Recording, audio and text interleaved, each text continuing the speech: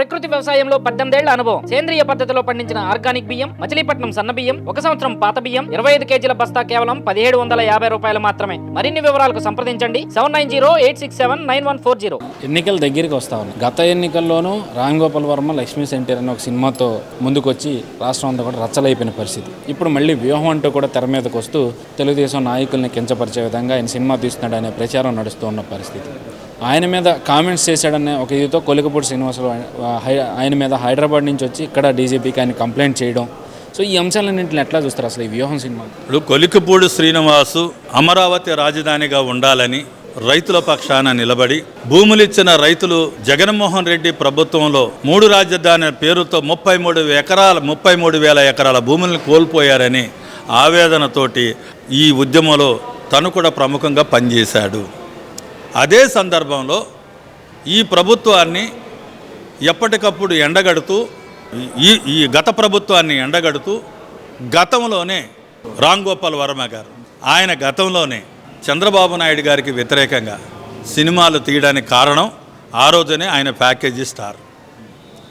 ఈరోజు కూడా ఆ ప్రభుత్వానికి ఓడిపోతుందనే ఒక భయాందోళనలోనే జగన్మోహన్ రెడ్డి గారు ప్రత్యేకించి జనంలోకి ఒక రాంగ్ మెసేజ్ తీసుకుపోవటం కోసం ఇతనికి డబ్బులిచ్చి ఇతని ద్వారా ఒక సినీ ప్రచారం ద్వారా చేసుకోవడం వల్ల ఎంతో కొంత ఉపయోగపడుతుందనే ఆశతో ఈరోజు రామ్ గోపాల్ వర్మని తీసుకొచ్చారు. రామ్ గోపాల్ వర్మ అనే ఆయన నిజంగా ఈ రోజున ఏ నిర్మాత ముందుకొచ్చి ఈయనతో సినిమాలు తీయాలి, ఒక మంచి సందేశాన్ని ఇస్తాడు ప్రజలకి అనేటటువంటి ఒపీనియన్స్ ఏ నిర్మాతకి లేవు. ఈయన డైరెక్ట్ చేయమని అడిగితే ఆ సినిమా ఖచ్చితంగా అట్టర్ ఫ్లాప్ అవుతుంది. అంటే 151 స్థానాలు గెలుచుకున్న జగన్మోహన్ రెడ్డి తెల్లారు లేచిన నుంచి 175కి 170 స్థానాల్లో మేమే గెలుస్తాం, మళ్ళీ 30 ఏళ్ల పాటు మేమే ముఖ్యమంత్రిగా ఉంటామని చెప్పుకుంటున్న జగన్మోహన్ రెడ్డి ఇలా ఒక బూత్ సినిమాలు తీసుకునే డైరెక్టర్ సినిమాల మీద ఆధారపడటం అనే దాన్ని మీరు ఎట్లా చూస్తారు? జగన్మోహన్ రెడ్డి గారు 175 స్థానాల్లో గెలిచి తీరుతామని ఒక ఆత్మస్థైర్యాన్ని నింపడానికి చేసే ప్రయత్నంలో బుకాయింపే తప్ప రాష్ట్రానికి ఆయన ఏం చేశారని ఈ రోజున ప్రజలు ప్రశ్నించే పరిస్థితి ఉంది. కాబట్టి ఆయన నమ్మే పరిస్థితిలో మొదటగా లేరు. 171 సీట్లు కాదు కదా, గతంలో చంద్రబాబు నాయుడు గారికి ఏదైతే సీట్లు వచ్చాయని చెబుతున్నారో అంతకంటే తక్కువ వచ్చే పరిస్థితి ఉందనే విషయాన్ని అది జగన్మోహన్ రెడ్డి గారు గుర్తించబట్టే 175 అంటున్నారు. లేదంటే ఎక్కడ కూడా ప్రతిపక్షం లేకుండా చేసేసే పరిస్థితి ఈ దేశంలో ఎక్కడ కూడా ఎన్నికల్లో జరగలేదు.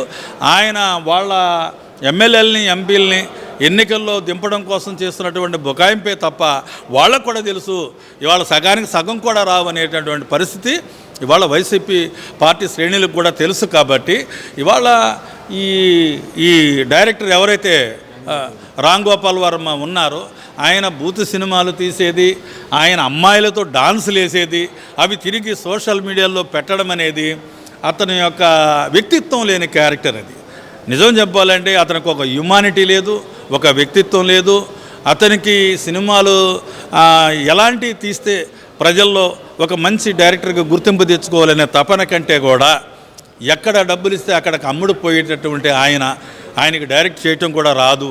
ఎందుకంటే మహిళల పట్ల అఘోరంగా ప్రవర్తించే స్వభావం, బహిరంగంగానే నేను అమ్మాయిలతో తిరుగుతాను అని చెప్పటం ఏదైతే ఉందో సభ్య సమాజానికి తలదించుకునేలాగా అతని ప్రవర్తన, అతని మాటలు అతన్ని ఈసడించుకునే విధంగా ఉన్నాయనే విషయాన్ని ఫస్ట్ రామ్ గోపాల్ వర్మ గారు గుర్తించాలి.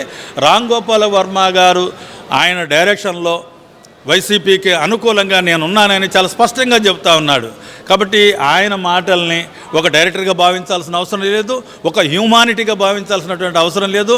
ఒక చెప్పాలంటే ఆయన తీసే సినిమాలు ఒక చెత్త సినిమాలుగానే ప్రజలు గమనిస్తున్నారు తప్ప ఒక మంచి సందేశాన్ని ఇచ్చేవాడుగానో ఒక మంచి సినిమాలను డైరెక్ట్ చేసేటటువంటి వ్యక్తిగానో ఆ ఫోకస్ ఎప్పుడో పోయింది.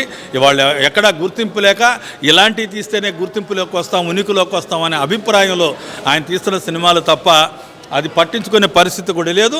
ఇప్పుడు తెలంగాణ హైకోర్టు కూడా అది సినిమాని నిలుపుదల చేసిన సందర్భం కూడా మనకు అర్థమవుతుందంటే మరి ఏ సినిమాలు కూడా ఇట్లా నిలుపుదల చేయరంటే ఇవాళ చంద్రబాబు నాయుడు గారిని విలన్గా చూపించి జగన్మోహన్ రెడ్డి గారిని హీరోగా చూపించాలనే ప్రయత్నంలో ఆ సినిమా కూడా ఎవరు ఆదరించరు, మాటలను కూడా పట్టించుకోరని ఈ సందర్భంగా నేను తెలియజేస్తాను.